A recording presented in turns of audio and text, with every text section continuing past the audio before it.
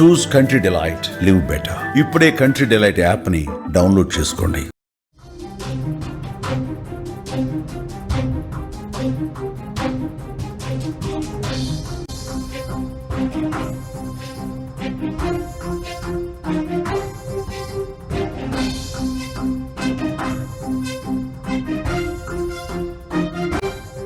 నంద్యాలలో నకిలీ లెటర్ల కలకలం సృష్టిస్తున్నాయి. ఎంపీలు ఎమ్మెల్యేల పేర్లతో నకిలీ లెటర్లు తయారు చేస్తున్నారు కేటుగాడు.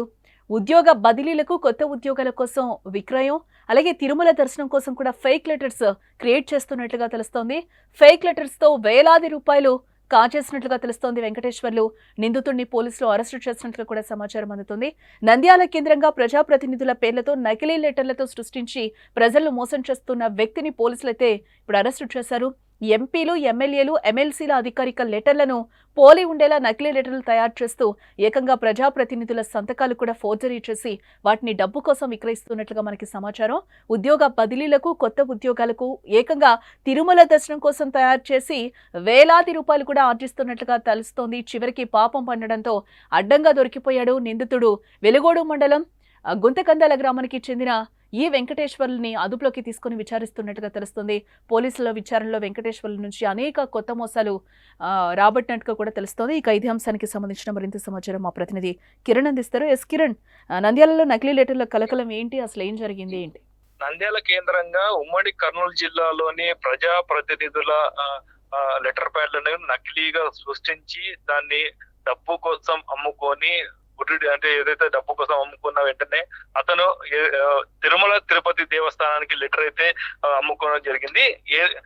గత కొంతకాలంగా నకిలీ లెటర్లని సృష్టించి అమ్ముకోవడం జరుగుతుందని చెప్పేసి అయితే బయటపడింది. అయితే 13వ తారీఖున టిటిడికి లెటర్ అయితే నెల్లూరు జిల్లా వ్యక్తులకైతే ఎవరైతే నంద్యాల జిల్లాకు చెందిన వ్యక్తి అమ్మడం అయితే జరిగింది.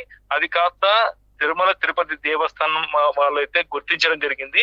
ఒక ఎంపీ లెటర్ అయితే ఇవ్వడం జరిగింది. ఇది ఫేక్ లెటర్, ఇది అఫీషియల్ గా లెటర్ ఇచ్చినది కాదు. అందులో కూడా సంతకం కూడా అది ప్రింటెడ్ సంతకం అయితే, ఒరిజినల్ లెటర్ ఏదైతే ఎంపీ సంతకం ఉందో అదే సంతకాన్ని డూప్లికేట్ లెటర్ మీద అదే సంతకం కూడా దాంట్లో పెట్టడం అయితే జరిగింది. మొత్తం ఇది ఫేక్ లెటర్ అని తేలడంతో ఎవరైతే బాధితులు ఉన్నారో, లెటర్ తీసుకున్న బాధితులు నంద్యాలకు చెందిన వ్యక్తి వెంకటేశ్వర్లు ఇచ్చారని చెప్పేసి కర్నూలు నంద్యాలలోని 1 టౌన్ పోలీస్ స్టేషన్ లో అయితే ఫిర్యాదు చేయడంతో పోలీసులు విచారణలో వెంకటేశ్వర్ల వద్ద అనేక సమాచారాన్ని అయితే తీసుకున్నారు. అయితే దీంట్లో సమాచారం అయితే ప్రజాప్రతినిధులు, ఎంపీలు కావచ్చు, ఎమ్మెల్యేలు కావచ్చు, మంత్రులు కూడా వాళ్ళ లెటర్ ప్యాడ్లు కానీ ఫోర్జరీ చేసి వాళ్ళకి ఉద్యోగాలు ట్రాన్స్ఫర్లు కానీ, ఉద్యోగాలకి రికమెండేషన్ లెటర్లు ఇతని ద్వారా ఇచ్చి డబ్బులు దండుకున్నారని చెప్పేసి అయితే విచారణలో అయితే తెలియంది. ఏదైనా బాధితులు కూడా ఇలాంటి లెటర్లకి మోసపోవద్దండి. ఈ ప్రజాప్రతినిధులతో డైరెక్ట్ గా వాళ్ళనే సంప్రదించి తీసుకోండి.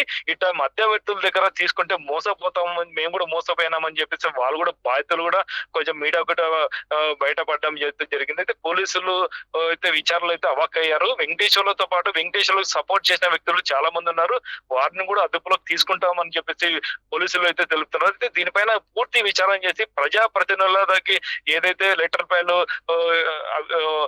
మనకి అక్రమంగా కానీ ఇప్పుడు నకిలీ అయితే సృష్టిస్తే ప్రతి ఒక్క ప్రజాప్రతినిధి కూడా ఇది కొంచెం చెడ్డ పేరు వస్తుంది. కాబట్టి దీన్ని ఇంకా పూర్తిగా ఇలాంటివి అరికట్టాలా అని చెప్పేసి అయితే మొత్తం ప్రజాప్రతినిధులు కూడా కోరుతున్నారు.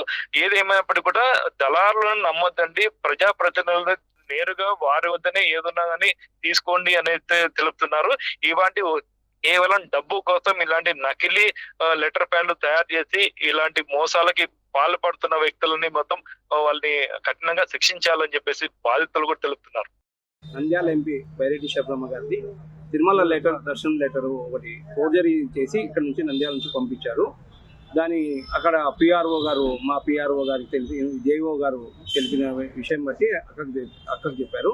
అక్క దాని నుంచి విచారించి చూస్తే ఇక్కడ నంద్యాల అబ్బాయి ఫోర్జరీ చేసి లెటర్ ప్యాడ్ ఫోర్జరీ చేసి ఆ లెటర్ను వేరే వాళ్ళకు, నెల్లూరు వాళ్ళకి ఇచ్చి వాళ్ళు దర్శనానికి పంపించారు.